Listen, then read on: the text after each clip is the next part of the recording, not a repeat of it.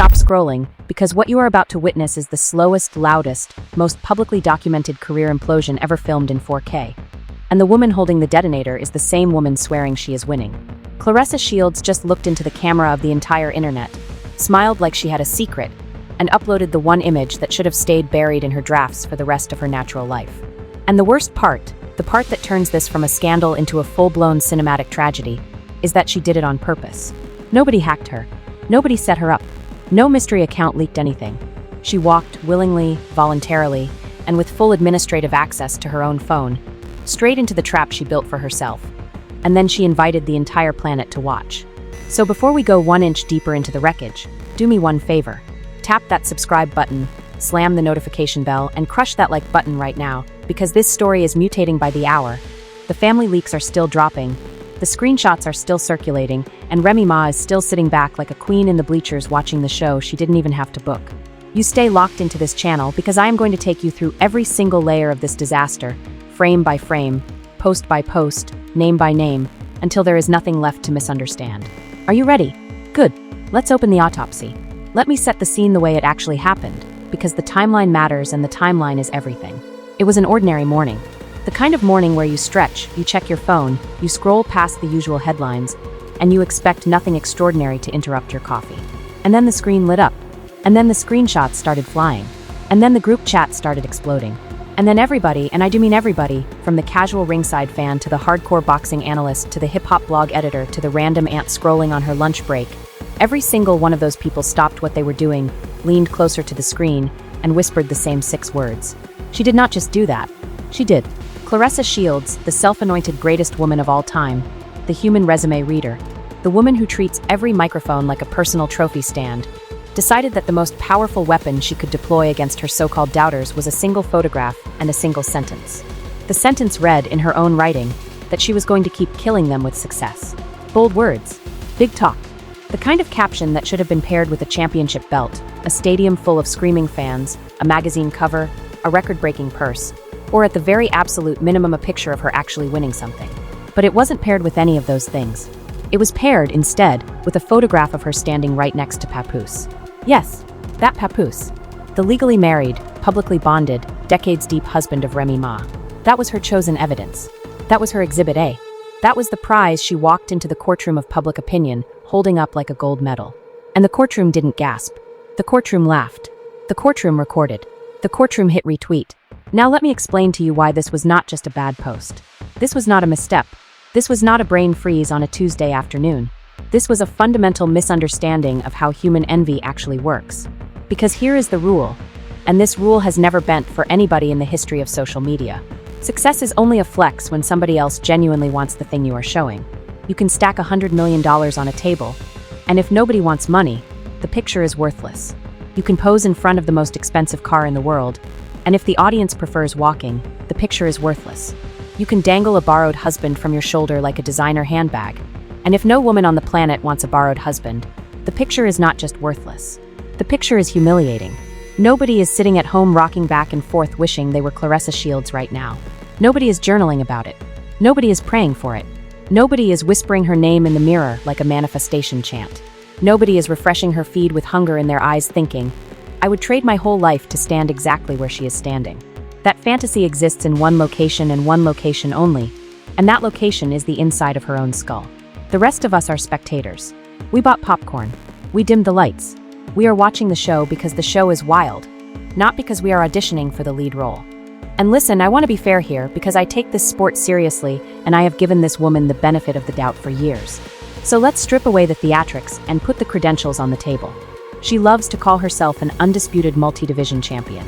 That phrase on paper sounds enormous. That phrase on a poster looks intimidating. But the moment you crack open the actual ledger, the moment you study who she fought, when she fought them, and what kind of division she fought them in, the entire phrase deflates like a punctured balloon in a parking lot. Her weight class has been hollow for a generation. Her weight class has had the depth of a kitchen sink, the genuine pound-for-pound conversations, the ones that real analysts hold in private rooms after the broadcast camera switches off, the ones that decide who gets remembered when the history books finally close. Those conversations do not contain her name. Look at the actual stars of women's boxing right now. Look at Amanda Serrano stacking knockouts like firewood. and threatening to rewrite the entire stoppage record book. Look at Katie Taylor selling out arenas on the strength of her name alone, drawing crowds that turn into thunderstorms when the bell rings. Look at Alicia Baumgardner, walking into press conferences with the swagger of a fighter who actually backs it up in the ring. Look at Chantel Cameron. Look at Ebony Bridges. Look at Ellie Scottney.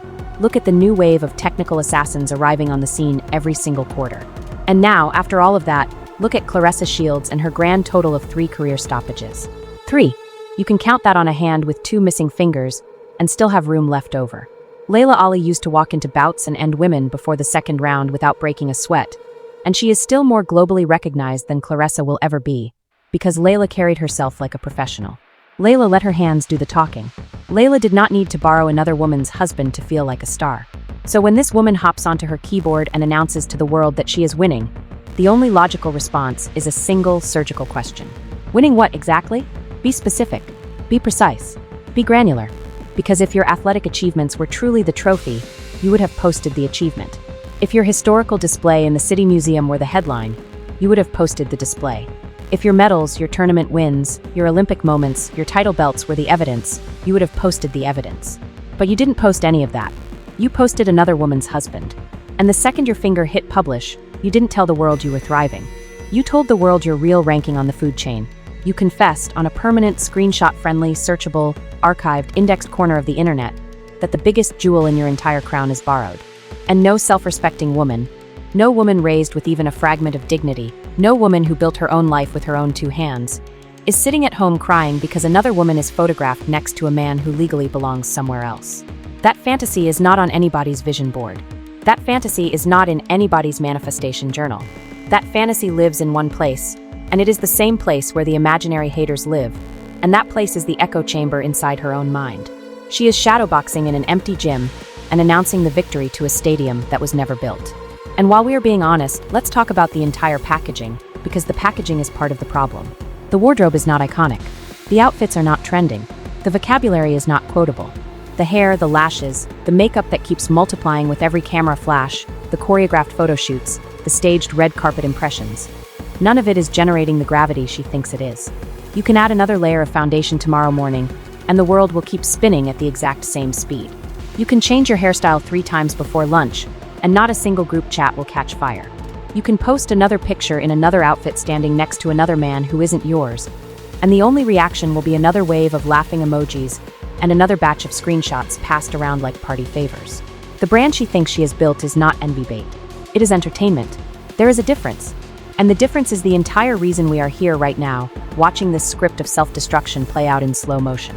Now let me show you what actually pulled the pin on this grenade, because I have been watching the timeline build for weeks, and the order of events tells the full story. Her own blood relative, her own family member, the person who shared her dinner table, the person who watched her grow up, the person who has receipts the public will never possess, has been quietly, methodically, surgically dismantling her public image on social media, roasting her lifestyle, posting the inside details, pulling back the curtain on the version of Claressa that the cameras don't see. And while that family member was lighting up the timeline, guess who showed up in the engagement column? Relaxed, comfortable, smiling, reacting, liking, watching the dismantling like it was a Netflix limited series with a glass of wine in hand. Remy Ma, that was the trigger. That right there was the spark. The moment Claressa noticed that Remy Ma was openly enjoying the family takedown is the precise moment her composure cracked, and her thumb sprinted to that camera roll. And what did she choose to fire back with? Not a counter-argument, not a receipt of her own, not a workout video, not a press release. She chose a picture of Remy Ma's husband. And in that single decision she announced the motive, the target, and the wound, all in one frame. She didn't need a caption. The image was the caption. The internet read it in real time. This is the part where I have to be honest in a way that is uncomfortable. Claressa Shields appears to have skipped the entire chapter on situational awareness. She appears to have missed the lesson on social context. She appears to have walked past the seminar on how to read a room. And now, as a grown adult with global visibility, she is navigating public life under the impression that being the loudest voice in the conversation automatically means being the winning voice in the conversation. The truth is the opposite. The louder she gets, the smaller she looks. The more aggressive she types, the more her credibility evaporates. Every extra syllable she fires off chips away at the legitimate accomplishments she does have. Every keyboard tantrum erases another inch of the legacy she could have been protecting. And the people around her, the so-called team, the so-called inner circle, the so-called day ones, are not saving her. They are clapping. They are co-signing. They are sending the laughing emojis in private and the heart emojis in public. They are not friends. They are spectators with paid admission. And the second the storyline stops trending, every last one of them will be on the next flight out of her life with the receipts already drafted into a tell-all. Now let's run the numbers, because the financial story is brutal in its simplicity. Remy Ma is winning this entire arc. Remy Ma is the one cashing in. Remy Ma just launched a fresh media platform that has eyes on it. Remy Ma's music is still playing in the cars, the salons, the corner stores, the late-night radio rotations, the gym speakers, the cookouts, the playlists. Remy Ma's name is still being mentioned in the same breath as the architects of the genre. Nobody is calling Remy Ma corny. Nobody is dragging her catalog. Nobody is questioning her bars. Her brand is fully operational, fully respected, and fully protected. If anything, she has gained ground during this entire spectacle without throwing a single punch in either direction. Now look at Papoose. The man Claressa hoisted up like a championship trophy. Where is his rollout? Where is the album campaign? Where is the streaming bump? Where is the cultural conversation? The latest project landed and vanished into the void. The film attempt did the same disappearing trick. The man can rhyme. I have never argued otherwise. The technical ability is there. But technical ability without an audience is just karaoke in an empty venue. For over a decade, his public identity was anchored to one single sentence: Remy Ma's husband. That was the title. That was the introduction. That was the bio. And now, in the most baffling career maneuver imaginable, he appears to be trading that title for a brand new one. Best friend of Claressa Shields. From co-star to footnote. From legacy partner to viral sidekick. And both of them, Claressa and Papoose alike, just torched their individual brands inside a viral moment they thought they could ride to easy clout, while the one woman they tried to humiliate is the one collecting the receipts and the royalties. And here is the saddest layer of this entire onion. The community tried to warn her. The fans tried to save her. The supporters tried to flag the danger before the danger arrived. Her comment section, back when she still had supporters in it, was full of people gently writing, "Sister, be careful. Sister, this dynamic looks off. Sister, this is going to cost you. Sister, protect your name. Sister, you have worked too hard for this." Real protection. Real concern. Real warnings from people who had nothing to gain except watching her win. And she received every single one of those messages, decoded them as hate, and slammed the block button. She tagged genuine support as jealousy. She labeled honest feedback as opposition. She treated worry like warfare. And so, one by one, the lifelines retracted. The lifeguards walked off the beach. The people who used to defend her in private rooms decided to fold their arms and watch the swim from the shore. Because there is only so many times you can throw a life preserver to somebody who keeps throwing it back at your face before you give up and let the tide finish the conversation. And here comes the part that no commentator wants to say out loud, but somebody has to say it, so I will. Let me paint a scenario. God forbid the worst happens. God forbid an emergency occurs, and that man she is parading around ends up in a hospital bed, hooked up to machines, fighting for his life. The phone call does not go to Claressa Shields. The medical decisions do not route through Claressa Shields. The bedside seat is not reserved for Claressa Shields. The legal spouse walks in. The legal spouse takes command. The legal children walk in. The legal children take command.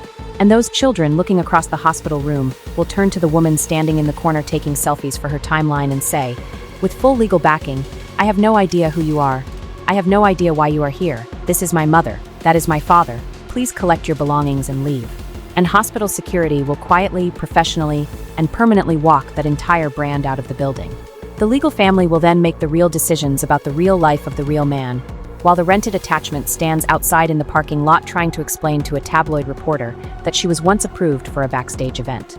Nobody inside that hospital owes her a single sentence. Her name was never on the paperwork. Her brand was a guest pass. And guest passes expire. That is the structural reality nobody in her circle has the courage to whisper to her.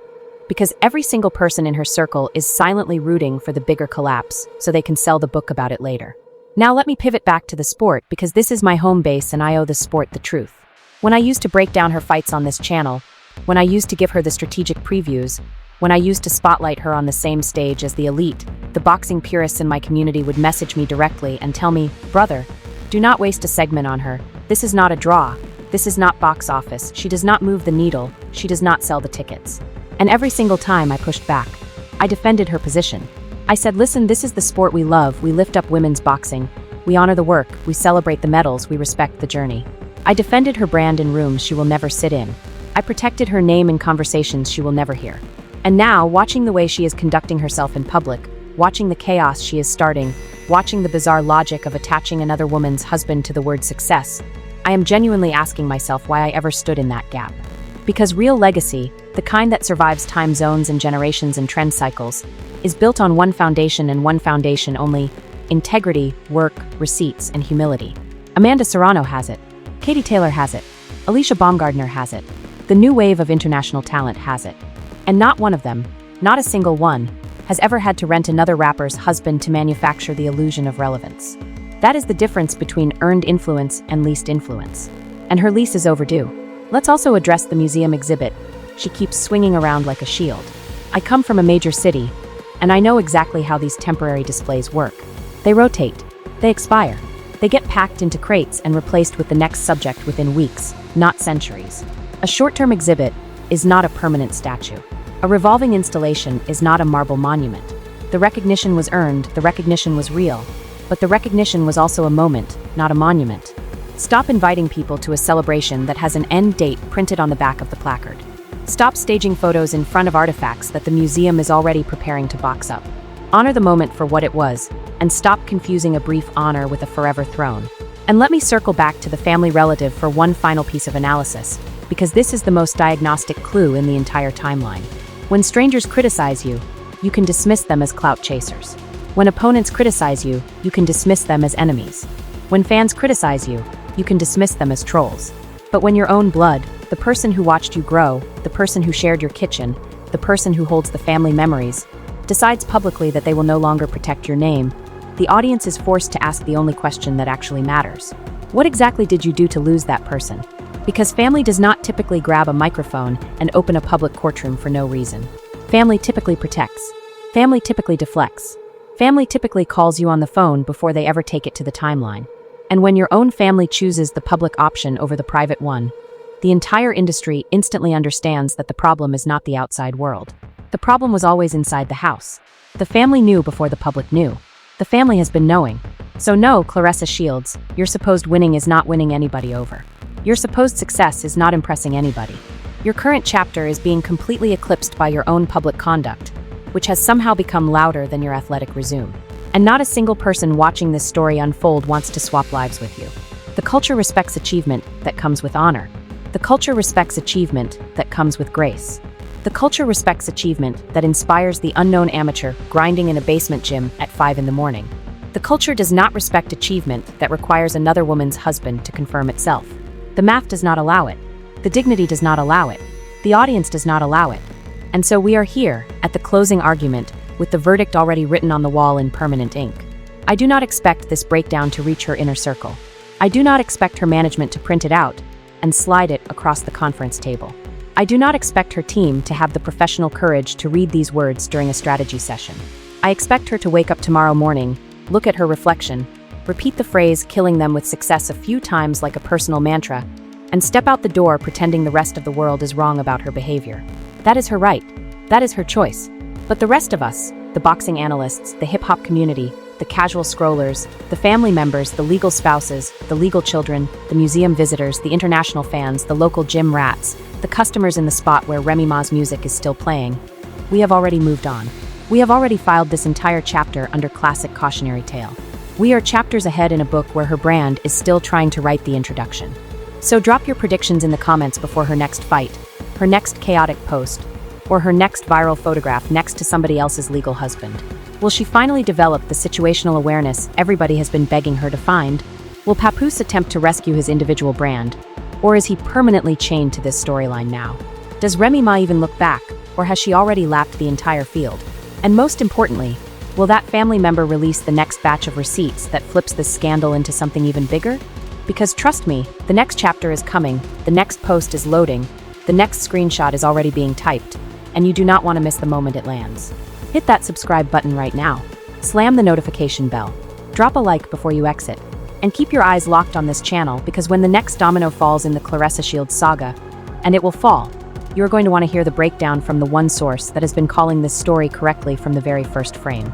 I'll see you in the next one.